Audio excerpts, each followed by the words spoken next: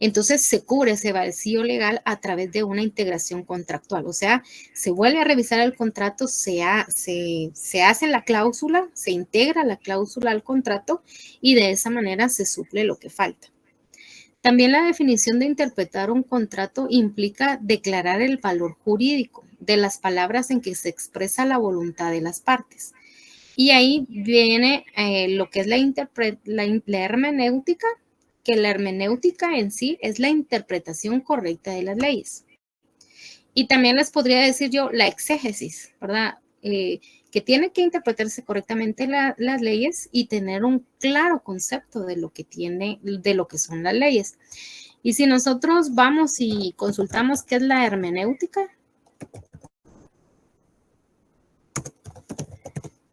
y ponemos ahí una definición, y lo vamos a hacer lo mismo con la exégesis, ¿verdad? Dice, la hermenéutica se refiere al arte de interpretar los textos, bien sea de carácter sagrado, filosófico o literario. A través de la hermenéutica se pretende encontrar el verdadero significado de las palabras, tanto escritas como verbales. La hermenéutica tiene sus orígenes en la antigüedad. Entonces vemos que la hermenéutica es interpretar, ¿verdad? El arte de interpretar correctamente los textos. O sea, no es de interpretarlos a gusto y antojo de uno, sino interpretar los textos correctamente. Y si nos vamos a la definición de una exégesis,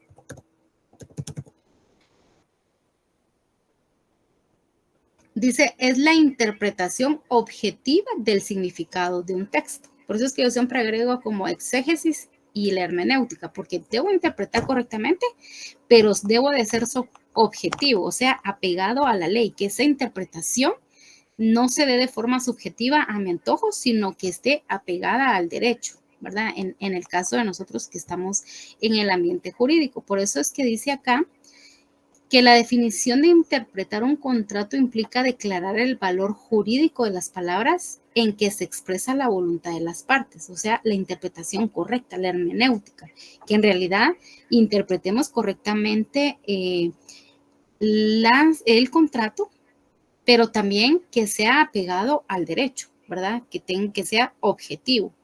No consiste en reformar el contrato, sino en discernir y explicar de manera ordenada los efectos jurídicos de las declaraciones hechas según la voluntad de las partes y otros factores relevantes, ¿verdad? Imagínense una persona que deja un testamento y entonces tiene dos herederos y la persona en su testamento dice, bueno, tengo una casa, tengo un vehículo, tengo un negocio y todo esto se lo voy a heredar la mitad a cada uno de mis dos hijos, pero hasta que yo fallezca, ¿verdad? Hasta que la persona pase al otro mundo.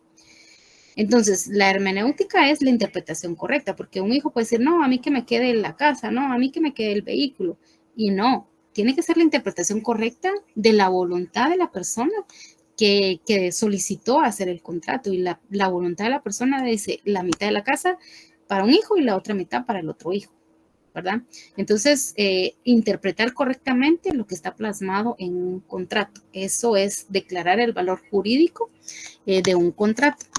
Al interpretar un contrato no se trata de hacer lo que conviene a una de las partes, como les decía, bueno, es que a mí me conviene quedarme con la casa y yo me voy a quedar con el negocio, no, sino interpretar la forma correcta la voluntad de la persona que dejó hecho el instrumento jurídico o que solicitó que se le hiciera.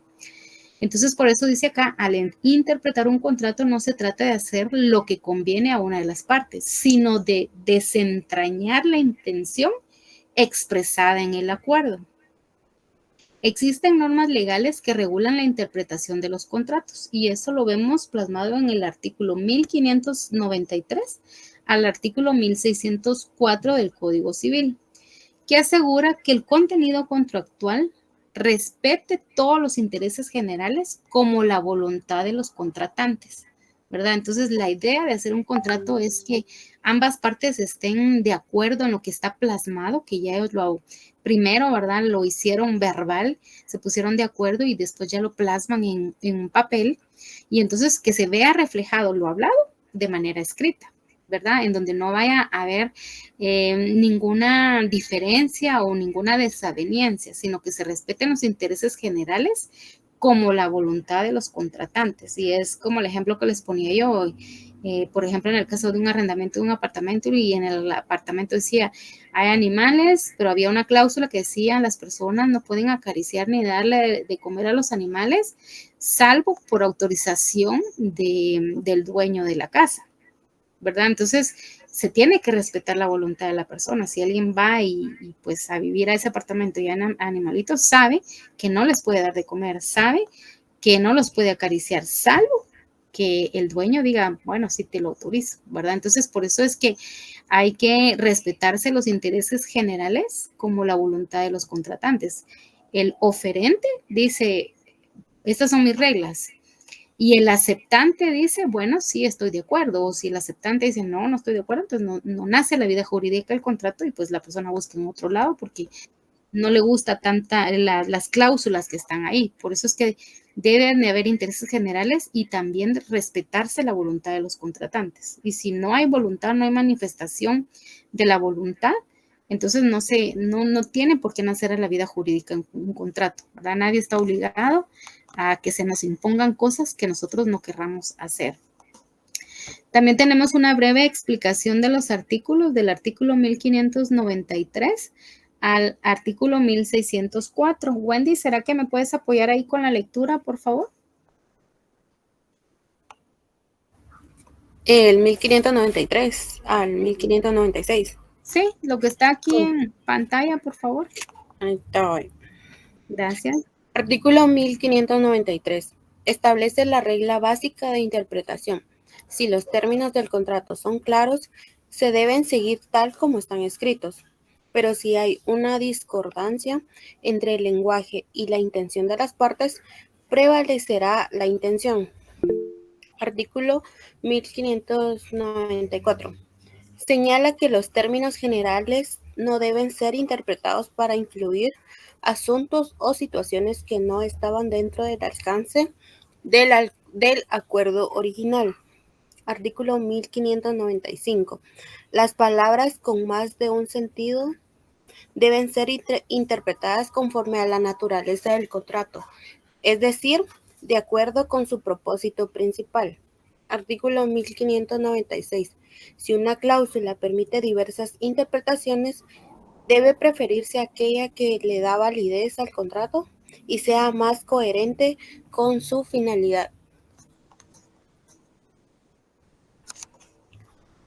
Artículo 1597.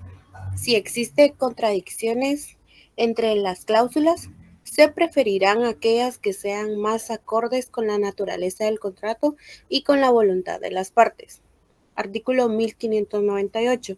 Las cláusulas ambiguas se interpretarán en conjunto con el resto del contrato, buscando un sentido armónico entre todas. Artículo 1599. Las cláusulas, esa la leí, no. No, todavía No, no. sí, artículo 1599. Las cláusulas ambiguas se interpretarán de acuerdo con las costumbres o el uso común del lugar en el que se otorgó el contrato. Artículo 1600.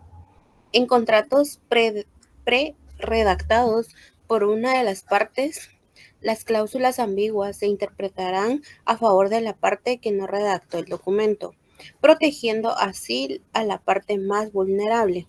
Artículo 1601. Cuando se menciona un caso específico para explicar una obligación, esto lo limita la obligación. Esto no limita. Esto no limita la obligación solo a ese caso, sino que puede aplicarse a otros que sean razonablemente similares. Artículo 1603. Si la duda... 602 toca. El 2. Ajá, sí, sí. 1602. En caso de duda que no pueda resolverse mediante los medios previos, debe resolverse en favor del obligado. Artículo 1603.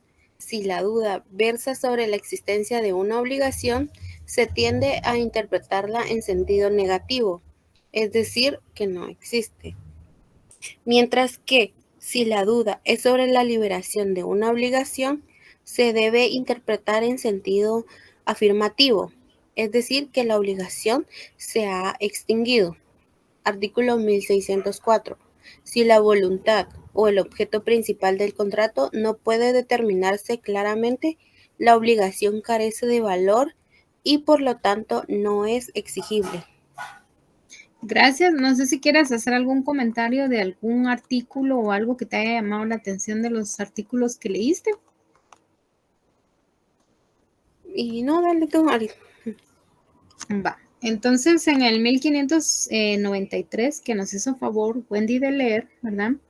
Dice que establece la regla básica de interpretación. Si los términos del contrato son claros, se deben seguir tal como están escritos, ¿verdad? Si en el 1593 dice, si la persona dejó el testamento y está muy claro que la casa se tiene que dividir en dos, el negocio en dos, el vehículo en dos, así se tiene que hacer, ¿verdad? O sea, el vehículo no lo pueden partir en dos físicamente, porque la lógica nos dice que no. La casa, pues si se pudiera hacer una división entre la mitad, el negocio, pues podrían vender el negocio y de lo que saquen, pues mitad cada uno.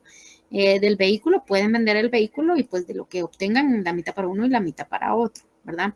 Salvo que ya después ellos decidan decir, bueno, el negocio vale más, el vehículo menos, entonces sumemos ambas cantidades y para no deshacerse ni del negocio ni del vehículo, pues hacer un arreglo entre las partes o entre los interesados. Pero si no hay, si por ejemplo en el contrato dijera, yo le dejo la casa de San José Pinula a Juan y la casa de zona 16 a Pedro, ¿verdad? O sea, ahí no hay ninguna mala interpretación, ahí está todo claro, conciso y concreto, ¿verdad? Entonces, cuando no hay problema, pues artículo 1593, o sea, ahí está todo muy claro, no hay lugar a confusión. Ya del artículo 1594 empiezan a ver las diferentes situaciones que se pueden dar. Por ejemplo, no deben de ser interpretados, dice, señala que los términos generales no deben ser interpretados para incluir asuntos o situaciones que no estaban dentro del alcance del acuerdo original. Por ejemplo, decir, tengo un negocio, el primer mes de la renta del negocio le va a quedar a Pedro, el segundo mes le va a quedar a Juan, ¿verdad? Pero de ahí no dicen si de por vida, si por un año, por 2 años, ¿verdad? Entonces, si la persona no especificó algo más aparte de lo que dice, pues se da por entendido que pues desde ahora y para siempre un mes cada uno. Entonces aquí dice, no tienen que incluirse asuntos o situaciones que no estaban dentro del alcance del acuerdo original. No pueden decir, bueno, si se casó Luis entonces, y se casó Juan, entonces le va a quedar una mensualidad a Luis y la otra mensualidad a Juan y la otra mensualidad a la esposa de Luis y la otra mensualidad a la esposa de Juan. No se puede, ¿verdad? O sea, no se pueden incluir más cosas de las que no se preveyeron en su momento. Simplemente la cláusula dijo un mes para Luis, un mes para Juan. Y así se la llevan desde ahora y para siempre, ¿verdad? Entonces, salvo que pues más adelante ellos hagan otro tipo de contrato de compraventa. Mientras tanto, se tiene que cumplir lo que la voluntad de la persona dueña dejó en sus últimas, en su última voluntad o deseos, ¿verdad? Por eso dicen no se pueden incluir más cosas. Sí en otro contrato, pero no en ese, ¿verdad? En el artículo 1595 nos dice que las palabras con más sentido con más de un sentido deben ser interpretadas conforme a la naturaleza del contrato, es decir, de acuerdo con su propósito principal. Por ejemplo, si regresamos siempre al ejemplo de las casas, por ejemplo, una persona que dice, voy a dejar mi casa a mi única hija, ¿verdad? Mi heredera Juana,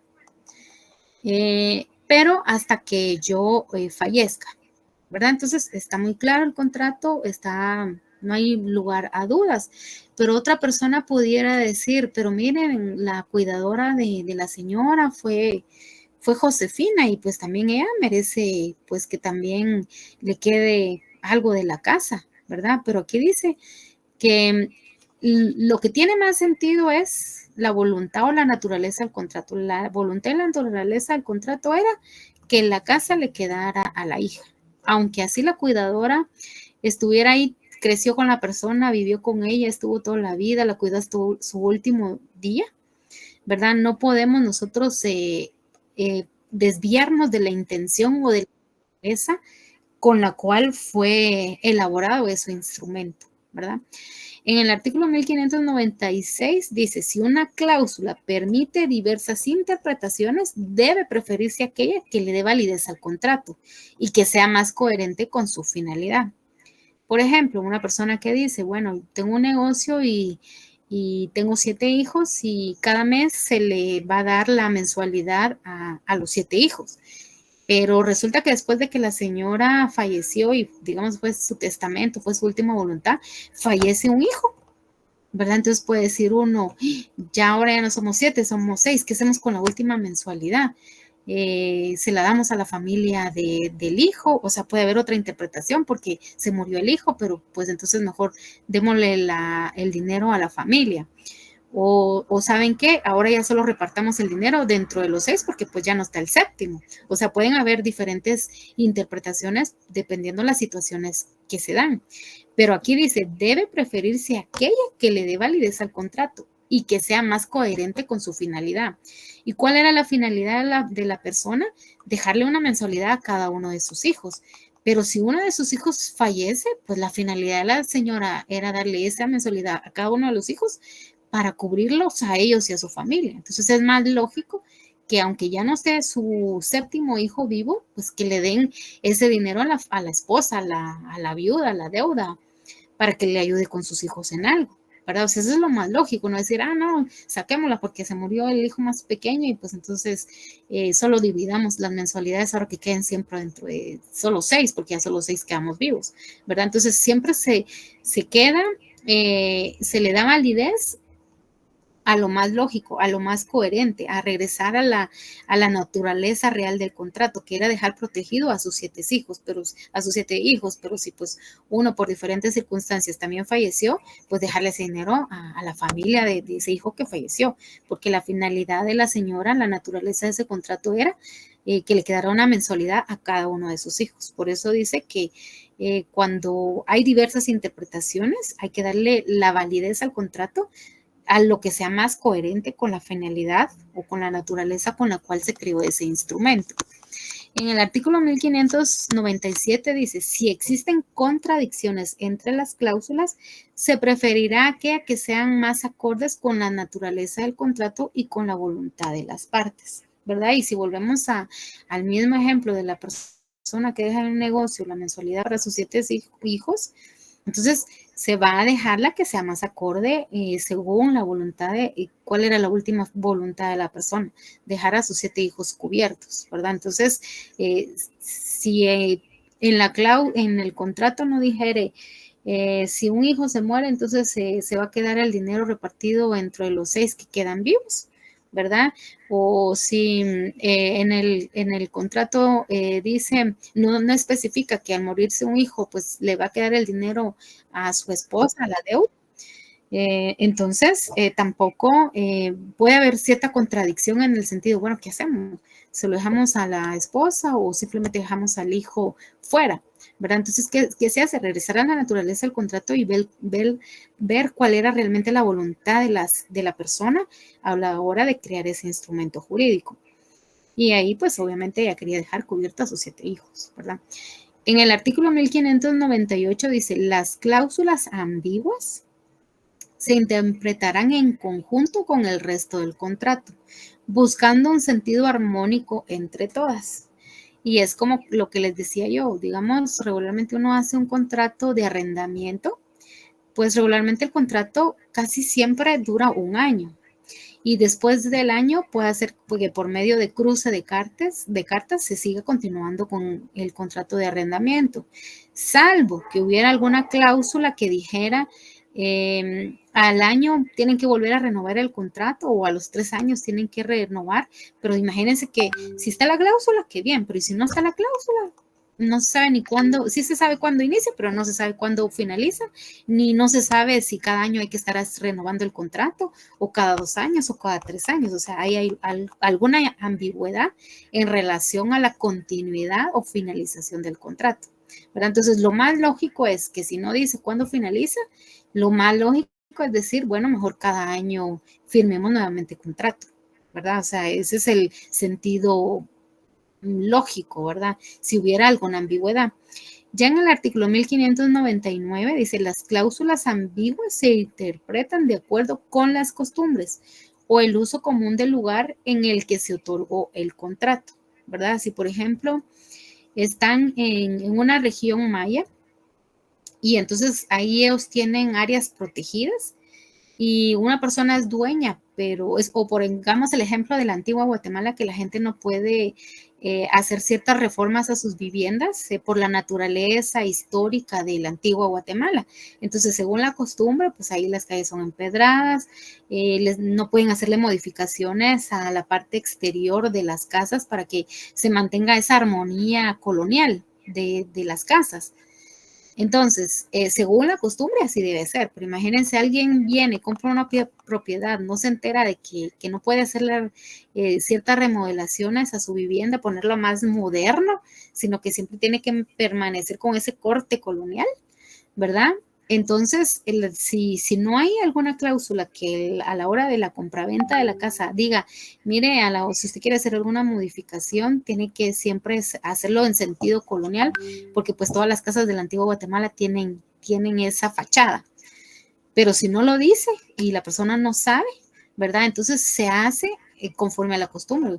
Entonces uno dice, no, pues yo miro que todas aquí las casas de la antigua Guatemala mantienen un corte colonial, entonces mejor voy a preguntar si sí le puedo hacer una modificación más moderna o no, ¿verdad? Eso es porque según la costumbre de ellos es mantener ese ambiente colonial, esas calles empedradas, ¿verdad? Entonces, si hay alguna ambigüedad en alguna cláusula, entonces se rigen a la costumbre, ¿verdad? O al uso común del lugar donde se están realizando el contrato. En el artículo 1600 dice, en contratos preredactados por una de las partes como formularios, como en el caso de las tarjetas de crédito, que ya está el formulario ahí, hácelo para que uno lo firme. Entonces, pero si las cláusulas ambiguas se interpretaren a favor de la parte que no redactó el documento, protegiendo así la parte más vulnerable. Por ejemplo, ahorita pues ya existe la ley para pues que no lo estén hostigando a uno porque uno deba una tarjeta de crédito y están llamando a las 24 horas, ¿verdad? Pero si en su momento en el contrato de una tarjeta de crédito dijera, bueno, sí, la persona se atrasa un mes, le vamos a cobrar intereses de un mes, intereses de 90 días, intereses por pago retrasado y una de intereses, ¿verdad? Pero entonces se va a proteger a la parte más vulnerable, ¿verdad? En este caso ya existe esa ley y entonces ya no se van a permitir esos abusos de cobros sobre cobros o esa molestia que les hacen a las personas de estarlas llamando 24 horas. O incluso, ahorita te doy la palabra, o incluso hay algunos que ya no llaman solo a la persona que debe, sino hasta llaman a los familiares, ¿verdad? Entonces dice acá que se debe proteger a la parte más vulnerable, ¿verdad? En este caso no es a las mega empresas, sino a la parte que está siendo objeto de acoso por alguna circunstancia que ella haya tenido atraso en el pago de su tarjeta. No sé quién levantó la mano o quién iba a hacer algún aporte o pregunta, no sé. Yo Fini, pero nada, ¿Sí? nada, dale. ¿Qué? ¿Está claro Es que, sí, o está? es que justamente iba a mencionar eso que tú dijiste, los Ah, abusos de los bancos y todo eso, pero ya ajá. viste el ejemplo. Sí, exacto. Hay que proteger a la parte más vulnerable. En este caso no es la mega empresa o la tarjeta de crédito que me está cobrando o el banco que me está ahorcando, Sí, sino a incluso la... Ajá, las casas de cobro que existen, por lo menos yo conozco una que es efectivo, que está aquí en la avenida Hincapié. ajá. Yo estaba hablando con una señora que es jefa ahí, dice que al parecer hasta la van a cerrar, van a hacer recorte personal. por Sí. lo mismo que ya no van a poder hacer esos abusos.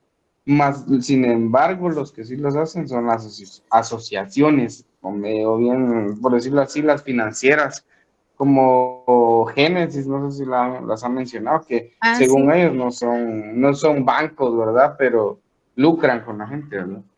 Sí, no, incluso esos lugares a veces decía, por ejemplo, yo le debo al Banco Promérica y como no pagué, me atrasé, ellos le venden mi cuenta a una de esas casas y ellos me resultan cobrando y realmente yo como parte vulnerable jamás hice un contrato de una tarjeta de crédito con Génesis.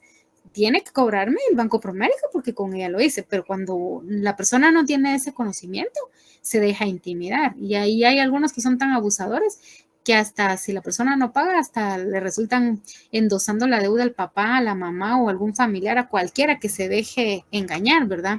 Fíjate Entonces, que sí, uh-huh, yo trabajé, bueno, parecido, pero yo la hacía como que detective, ¿va? Yo buscaba a la gente en el X, cuotas del X, Infornet y todo ese rollo, ¿va? sí, Incluso si no lo lográbamos pescar, a la prima, primo, vecina, amigo, sí, chance, ¿va? sí, Entonces, cabal. le hacíamos Pero, de detective y ajá. pescábamos, ¿va? Y si la persona pues no sabe de sus derechos, ¿verdad? Puede caer en esa trampa de decir, ay, tengo que hacerme cargo de la deuda de la tarjeta de crédito a mi esposo, ¿verdad? O de mi hijo, o de mi hija, o qué sé yo, ¿verdad? Y realmente en este artículo 1600 dice que no, se debe proteger a la parte más vulnerable. Máximo en esos excesos y esos abusos que se dan de todo este tipo de empresas que existen hoy en día. En el artículo 1601 nos menciona que cuando se menciona un caso específico para explicar una obligación, esto no limita la obligación solo en ese caso, sino que puede aplicarse a otros que sean razonablemente similares. Por ejemplo, Juan tiene una deuda y no la pudo cancelar, entonces viene él y hace un contrato de que va a pagar ciertas cuotas fijas para que ya no le siga corriendo mora ni intereses, ¿verdad? Hace un convenio de pago. Y viene Juanita y le sucede lo mismo, ya no puede pagar la tarjeta y entonces también se aplica lo mismo para ella. Lo más razonable es que se haga un convenio de pago para que ya no le siga elevando más la deuda y pues que ella se comprometa a pagar según su capacidad económica, porque tampoco si gano, por decirles algo, 5,000 y gasto 4,000, yo de tarjeta lo más que puedo pagar es 1,000. ¿Verdad? Lo más, o 500, digamos. Entonces yo no puedo decir, ay, sí, porque esas casas son bien abusadoras. Dicen, no, págame de 2,000 en 2,000. No, pero si yo en realidad, si a Juan le permitieron pagar de 500 en 500, porque a mí no, ¿verdad? Entonces también uno tiene que aplicarse las mismas reglas para ambos. Por eso dice, si no se puede aplicar a otros que sean razonablemente similares. Si yo tengo una deuda de 10,000, me dejaron la cuota de 500 porque yo tengo un ingreso de 5,000 y hay otra persona similar a mí con un caso muy similar, también le tienen que dar el mismo beneficio. No puede hacer que uno le dejen pagando 500 y al otro 1,000, ¿verdad? Entonces el otro por más que quiera no le va a alcanzar el dinero. Por eso es que dice en el 1601 se deben de resolver o aplicarse lo mismo tanto a uno como a otro cuando son casos similares. En el artículo 1602 dice, en caso de duda que no pueda resolverse mediante los medios previos, debe resolverse en favor del obligado. Si, por ejemplo, me estipulan que en un contrato de arrendamiento yo voy a pagar 1,500 y que cada año se me va a aumentar el 5% sobre la cuota total, ¿verdad? Entonces ahí hay un previo del 5%. Pero si me dicen el 5%, no me dicen que es el 5% sobre la cuota total, sino el 5% sobre el mantenimiento, porque hay lugares que cobran la cuota del apartamento donde viven y aparte la cuota del mantenimiento y aparte la cuota de servicios y un montón de cuotas extras, ¿no? Pero si hubiera duda porque no estuviera escrito en el instrumento jurídico que la cuota solo se va a aumentar en un 5% a la cuota total del pago de la renta del apartamento. Y al final del año llega el siguiente año y entonces dicen, bueno, ¿qué hacemos? ¿Le aumentamos el 5% a la cuota total, a la cuota del arrendamiento del apartamento, a la cuota del mantenimiento, a la cuota del agua, a la cuota de la luz, qué sé yo? Entonces deben de resolver en favor del obligado. Entonces decir, bueno, ni modo que le vamos a aumentar el 5% a todo, solo le vamos a aumentar el 5% a la cuota del apartamento, ¿verdad? Es por darles un caso hipotético. En el artículo 1603 dice, si la duda versa sobre la existencia de una obligación, quiere decir que no se sabe si sí o sí, porque, por ejemplo, hago un contrato de arrendamiento, pero no me dicen que tengo que pagar del 15 al 20, que tengo 5 días para pagar, ¿verdad? O sea, no, solo sé que tengo que pagar cada fin de mes, pero no sé que no tengo claro o no dice en el contrato que tengo a fin de mes para pagar, ¿verdad? Entonces ahí hay una duda. Si hay una obligación de pagar el 30 de cada mes, el 15 de cada mes, ¿verdad? Entonces se tiende a interpretar en sentido negativo, es decir, que no existe. Mientras si la duda es sobre la liberación de una obligación, se debe de interpretar en sentido afirmativo, es decir, que la obligación se ha extinguido. Entonces, por ejemplo, si se hace un contrato de arrendamiento y pues como todos sabemos, siempre se paga la mensualidad y se paga también el depósito. Pero hay contratos que dicen que si la persona finaliza el año y ya no va a continuar viviendo ahí, pues tiene que avisar con un mes de anticipación. Y que de todos modos del depósito solo le van a devolver el 50% porque el otro 50% sí o sí lo van a usar para volver a pintar el apartamento y qué sé yo. Hay unos que dicen que no, hay otros que en el contrato dice que si la persona pues deja bien en orden el apartamento, sigue bien pintado y todo, que a los 5 días le van a devolver el depósito. O sea, por eso hay que estar bien claros en las cláusulas. Pero si en el contrato no dice, ¿verdad? ¿Cómo me van a devolver el depósito a la hora de que yo me retire?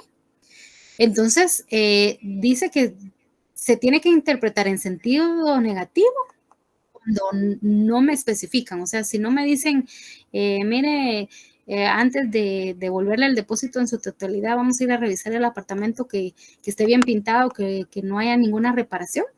Entonces, no hay ninguna obligación de que nos retengan el depósito porque pues no lo especificaron en el contrato. Ahora, si hay alguna obligación o una posible obligación, debe de interpretarse en sentido afirmativo, es decir, que la obligación se ha extinguido. Si me dicen que al año, que si yo vivo un año en un lugar, pero al año yo ya no voy a continuar y yo aviso con un mes de anticipación, entonces me van a devolver mi depósito, ¿verdad? Entonces yo sé que ya no tengo obligación de seguir pagando el siguiente año, yo sé que ya no tengo obligación de volver a renovar un contrato porque pues yo ya no voy a seguir viviendo ahí, entonces se extingue esa obligación porque pues yo ya no voy a continuar ahí. O sea, por eso es que tienen que ser los contratos muy claros y muy concisos para evitar todo este tipo de situaciones. Por eso dice si la duda versa sobre la existencia de una obligación. O sea, aquí, la verdad, estos artículos protegen a la persona, al aceptante, ¿verdad? Para que no le impongan una obligación o que le resuelvan en forma afirmativa siempre y cuando sea para extinguir alguna obligación, para que no tenga nada pendiente con la persona o que después los enjuicien porque digan, mire, no le teníamos que devolver el depósito y sí se lo devolvimos y ahora que me lo devuelvan y pues por eso pongo una demanda y qué sé yo, ¿va? Entonces por eso puede resolverse en sentido negativo o en sentido afirmativo siempre y cuando favorezca al más vulnerable. Y ya en el artículo 1604 dice, si la voluntad o el objeto principal del contrato no puede determinarse claramente, la obligación carece de valor y por lo tanto no es exigible. Por ejemplo, si en el contrato no especifican, mire, al finalizar el contrato de un año, le vamos a retener el 50% del depósito porque eso lo vamos a utilizar para volver a pintar nuevamente el apartamento para los nuevos inquilinos. Entonces, si no le especifica, y se acaba el año y la persona antes del año, un mes antes, porque así lo decía en el contrato, notifica, mire, yo no voy a continuar aquí, me voy a cambiar, entonces no le pueden exigir quedarse con la totalidad con el 50% del depósito. Sí o sí se lo tienen que devolver, porque no hay ninguna cláusula en donde especifique, ¿verdad? Que le van a retener el 50%, ¿verdad? Entonces, todo eso, por eso es que en estos artículos protegen todas las diferentes situaciones que se pueden dar a la hora de que no esté bien claro el contrato y siempre tratan de ponerse a favor del aceptante, de la persona que es más vulnerable y que pues por alguna razón no quedó bien claro las cláusulas en determinados contratos. Héctor, ¿será que me puedes apoyar con la lectura de esto que está en pantalla, por favor? Claro, Gracias. solo que... bueno, ahí está. Ay, yo creo No, que por mira. ampliarlo más, lo mandé a saber ni a dónde. Esto ya lo Sí, hombre, habíamos eso. visto.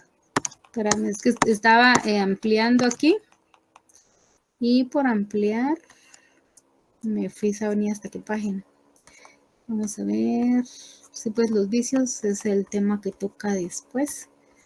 Entonces todavía estamos en los artículos. Ahí está. Ahí está. Es que quería ampliarla más, pero aquí un dedazo y se va la pantalla así. Sí, A ver ni ahí hasta estamos, dónde. mire. Ahí está. Va. Cuando interpretamos un contrato, estamos desentrañando la voluntad de las partes. Este es un proceso hermenéutico que involucra reglas y métodos claros. No se basa en emociones o estados de ánimo, así como para interpretar la ley y principios establecidos, como en el artículo 10 del Código Civil. También existen elementos para interpretar contratos. Es importante recordar que la interpretación de un contrato no se basa en lo que conviene a una de las partes, sino en desentrañar el verdadero sentido del acuerdo pactado. Las partes no pueden seleccionar cláusulas de forma aislada para ver qué les conviene más, ya que la interpretación del contrato debe hacerse de manera integral, considerando todas las cláusulas en su conjunto. La interpretación no es una etapa de conveniencia. Esa fase ocurre en los contratos preliminares. Una vez que el contrato ha sido suscrito, lo que se busca es entender la voluntad que quedó plasmada en él. La virtualidad de las palabras utilizadas en el contrato refleja la intención de las partes, y es esa trascendencia la que debemos interpretar. La voluntad no es meramente subjetiva. Quedó claramente plasmada en el contrato.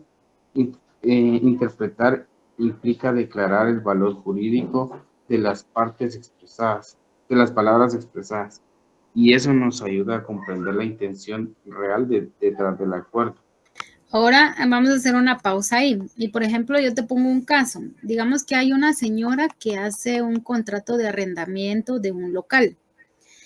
Pero la señora por alguna situación empieza a padecer de Alzheimer, ¿verdad? O sea, es el contrato de un año, pero a los 6 meses de la nada le aparece esa enfermedad y la señora empieza a olvidar, ¿verdad? Entonces viene la persona que le hizo el contrato o la dueña y digamos que la persona estaba pagando 1,500 mensuales y de repente la señora cuando ya mira que la otra pues padece de esa enfermedad y se le olvidan las cosas, y entonces le dicen, mira, usted me tiene que pagar este mes 2,000, ¿verdad? Valiéndose de la perturbación mental que la persona está padeciendo. ¿Es viable eso? ¿Sí o no? Sí, porque sí y no, porque no.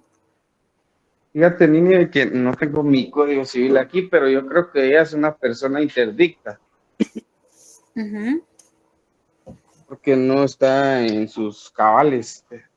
Te voy a leer el artículo 10 del Código Civil Sí, porque lo porque mencionó, no lo tiene mencionaste. capacidad. Dice, las perturbaciones mentales transitorias no determinan la incapacidad de obrar, pero son nulas las declaraciones de voluntad emitidas en tales situaciones.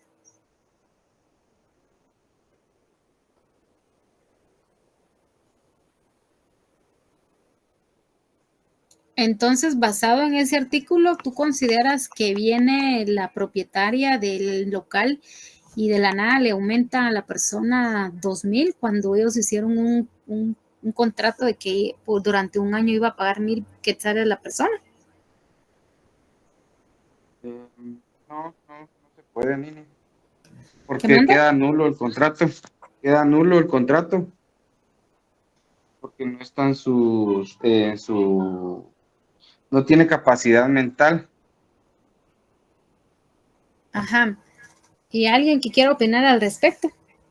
¿Alguien más aparte de Héctor?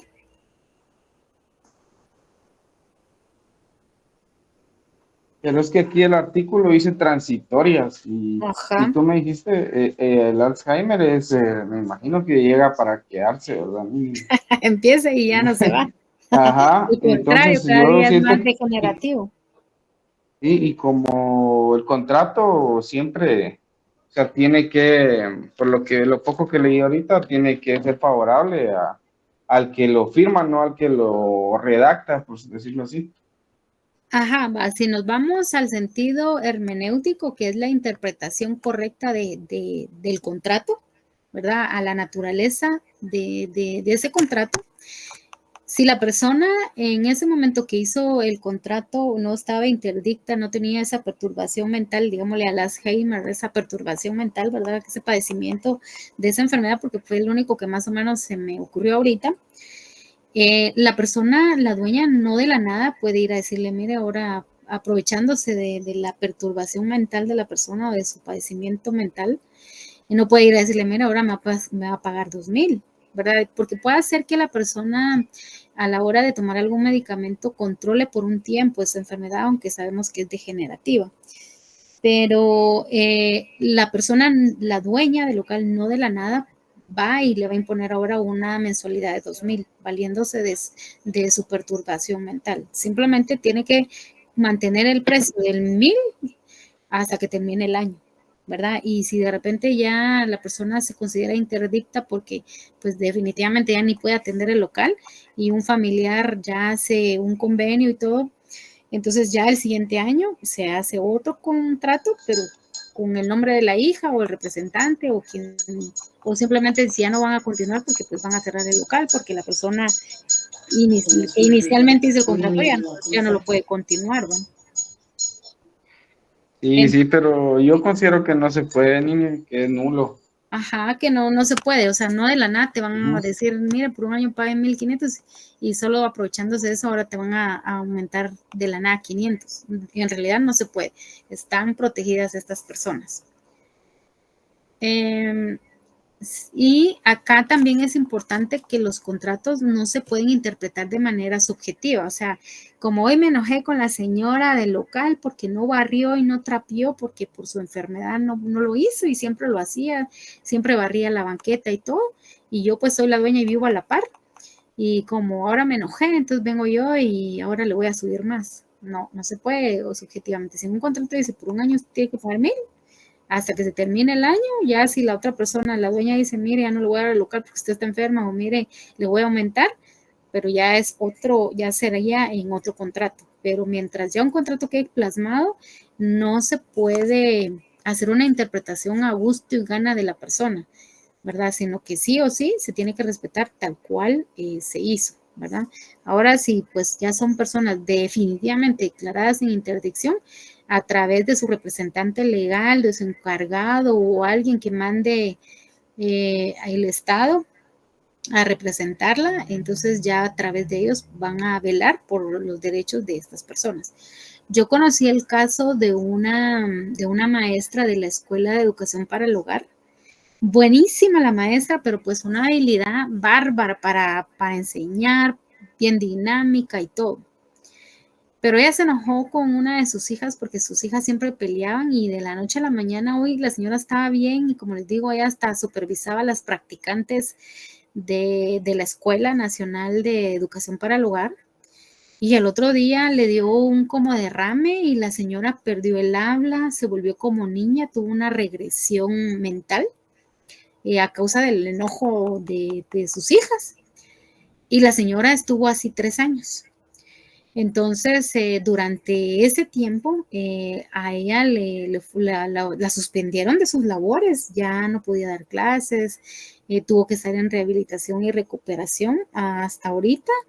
A la fecha, la señora, pues sí, ya se recuperó un poquito, ya es más coherente, pero siempre quedó como una regresión mental, como un estado de niña, ¿verdad? O sea, le gusta jugar muñecas y nada que ver la persona que yo conocí, pero sí se dan esos casos, ¿verdad? Entonces, acá no se trata en el caso de los contratos, no se trata de actuar subjetivamente, sino objetivamente, según lo que está en el contrato, debe de hacerse la interpretación correcta y así se debe de ejecutar, ¿verdad? Si la persona por alguna situación padece de alguna perturbación mental, por una enfermedad, por un accidente, por cualquier situación que desconocemos, siempre debe respetarse la cláusula del contrato, salvo que la declaren en estado de interdicción y pues otra persona sea su representante, porque la persona pues no está en su pleno juicio de poder seguir cumpliendo con las obligaciones contractuales, ¿verdad?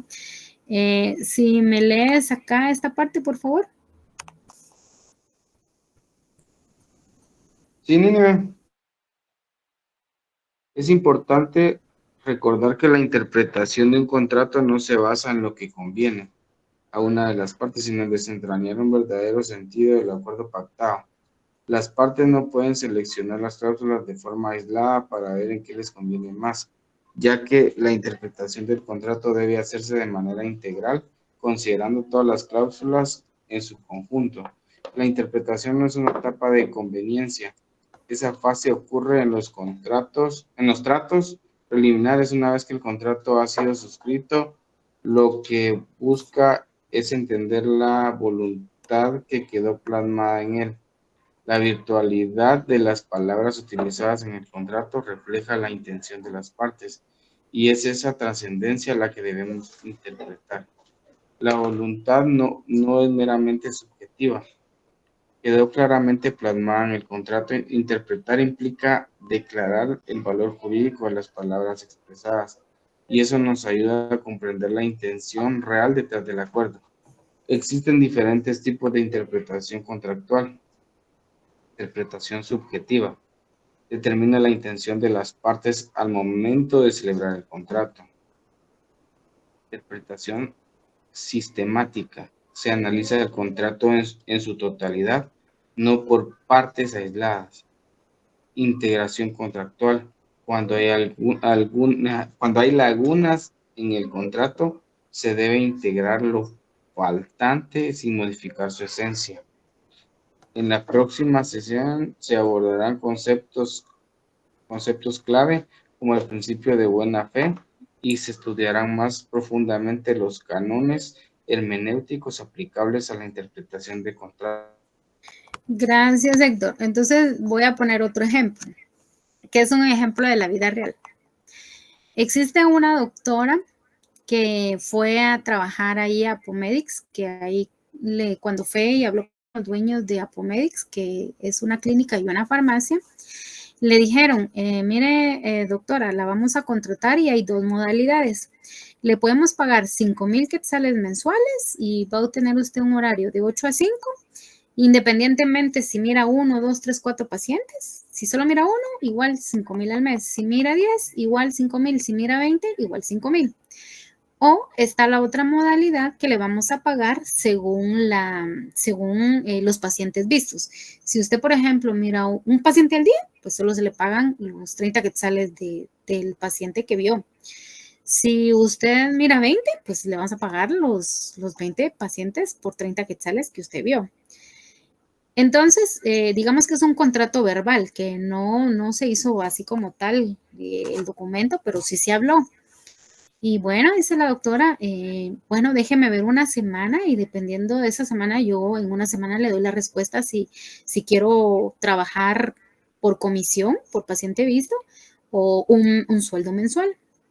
Y entonces viene la dueña y le dice, bueno, está bien, espero su respuesta en una semana. Cuando la doctora se presenta a la clínica, le dan mascarillas, le dan guantes, le dan gasa, todo lo que tiene que tener una clínica. Y pues la persona al otro día empieza a ejercer y efectivamente pasa una semana. Y entonces durante esa semana la persona dice, bueno, me conviene más ver por paciente visto. Y entonces, bueno, a la siguiente semana le dice la dueña, bueno, ¿bajo qué régimen vamos a trabajar, verdad? Entonces la persona, la doctora le dice, mire, yo mejor voy a cobrar por paciente visto. Y pues así quedan, ¿verdad? Pero resulta que la doctora es tan buena que todos los días mira de 20 a 30 pacientes y ya se imaginan el platal que hace diario. ¿Va? También eso ya es un poco hipotético, ¿va? Pero pues digo, pongamos ese ejemplo. Y entonces de repente, de la nada, llega la propietaria y pues ya ahora ya no le da guantes. Y le dice, mire, como usted ya gana bien, ahora se ponga sus guantes. Y al siguiente mes le dice, mire, usted compra sus propias gasas, porque para nosotros ve usted muchos pacientes y ya representa mucho gasto. Entonces, ahora mi pregunta es, bueno, y al tercer mes le dicen, ¿sabe qué? Ya no queremos pagarle por paciente visto, sino queremos sí o sí pagarle solo 5,000 mensuales porque la verdad que no nos conviene. Ahora yo pregunto, ¿será que la dueña le puede cambiar así de la noche a la mañana a la doctora el régimen por el cual ellos acordaron? Porque ella pidió una semana para decidir, a la semana efectivamente le dio la respuesta y le dijo, mire, yo voy a cobrar por paciente visto. Pero como la dueña vio que la doctora ve muchos pacientes, entonces ahora le quiere pagar solo 5,000 mensuales, la quiere cambiar de régimen, ¿verdad? O sea, no existe un contrato físico, pero sí fue verbal, ¿verdad? Ellos convinieron eso.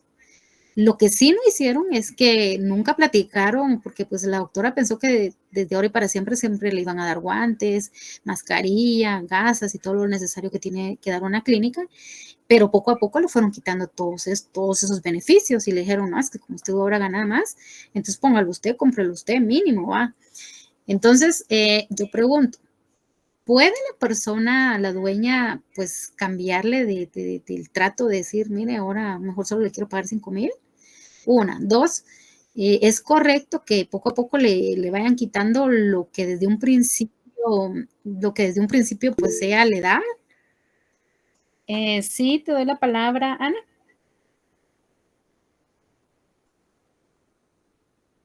Eh, para mí eso no sería válido, porque, o sea, según lo que dice en el artículo el 1593 y el 1594, ¿verdad? O sea, se tiene que respetar el acuerdo que se quedó a un inicio.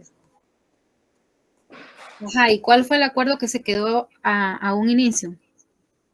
Que le iban a proporcionar los materiales para que pudiera trabajar y que ella iba a decidir cuál era la forma en que ella iba a ganar, si iba a ganar por paciente visto o si iba a ganar por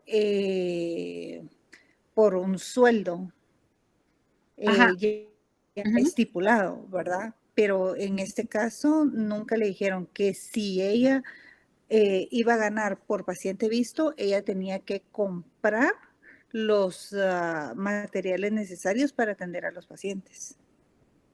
Ajá, gracias, Ana. ¿Algo más que quieras agregar? No, únicamente Nini. Así lo entiendo yo. Ajá. Héctor, quisiera escucharte a ti, porque vi que comentaste algo diferente. Yo considero que sí, Nínive, porque es de palabra nada más, no hay un contrato de por medio. Por lo que entendí, dijiste que hablaron solo de palabra, que solo dijeron, bueno, déjenme una semana todavía, y en esa semana podríamos decir de que estuvo por comisión o por contrato, ¿va? Entonces no, para mí que fue desde un principio estuvo mal y sí podían hacerlo. En cambio, cuando hay un contrato de promedio, hubiesen tenido que darle de baja y luego volverla a contratar. Eso. Bueno, gracias por tu comentario, Héctor. Sergio, te doy la palabra.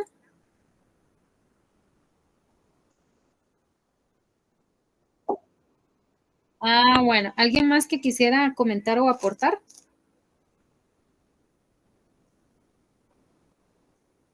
Bueno, entonces les doy yo mi concepción.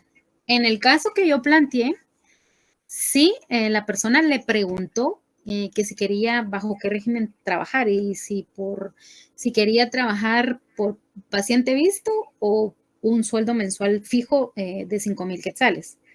Pero en ningún momento la persona habló de los insumos que la doctora vio en la clínica. En ningún momento la señora le dijo, mire, siempre le vamos a dar guantes, siempre le vamos a dar gasas, yo jamás dije que sí, que la dueña le dijo, mire, siempre le vamos a dar eso. O nunca le dijo, mire, si usted ve muchos pacientes, usted misma va a tener que comprar sus insumos. Entonces ahí hay dos situaciones. Bueno, en primer lugar, Héctor, sí existen los contratos, sí son válidos los contratos orales, aunque no necesariamente haya un instrumento jurídico escrito.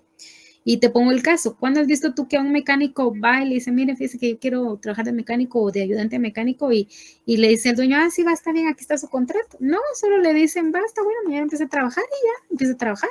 Yo, de verdad, honestamente, jamás he visto que un mecánico firme un contrato, es algo que sea la INO o una empresa formal, pero así en esos talleres de mecánica, menos a los ayudantes que digan que no. Pero nos enseñaba el licenciado Abidán Ortiz en laboral que media vez la persona hable y al otro día siguiente ya empieza a laborar, ya hay una relación contractual, ya hay un contrato ahí, porque uno hablaron y también se ejecutó. Y sí, la ley del derecho civil nos habla de que son válidos los contratos orales y escritos, en primera. Segundo, la dueña sí habló con la doctora de bajo qué régimen. Entonces, la doctora le dijo, deme 8 días, a los 8 días le respondió y le dijo, mire, voy a cobrar por paciente visto. Entonces, la dueña no puede cambiarle de la noche a la mañana el contrato o lo que habían platicado, porque ya habían convenido que la doctora al final decidió por cobrar por paciente visto.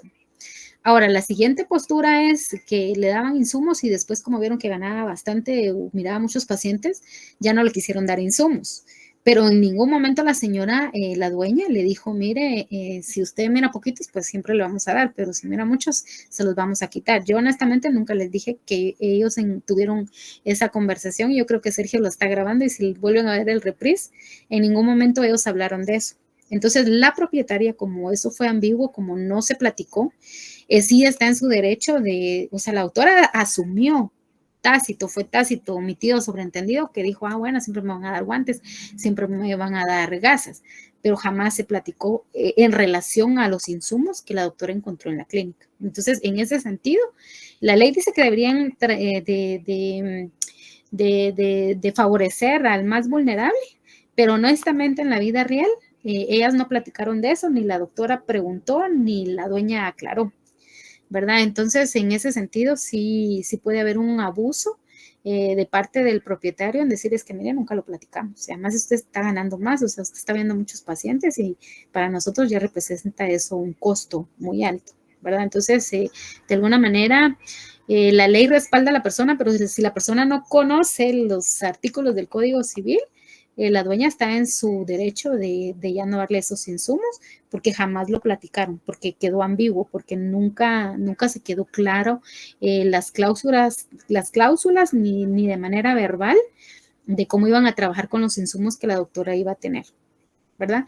Y pues sí, bien fundamentados ahí los artículos 1593, ¿verdad? Y el otro artículo que mencionó Ana para siempre proteger a la parte vulnerable en el 1595. ¿Verdad? Entonces, eso es en relación a los contratos. Solo quisiera hacer la aclaración que en los contratos a la hora de interpretarlos los tenemos que hacer de manera objetiva, quiere decir apegados a la ley, siempre de manera hermenéutica, con una interpretación correcta de la ley, o sea, ver la intención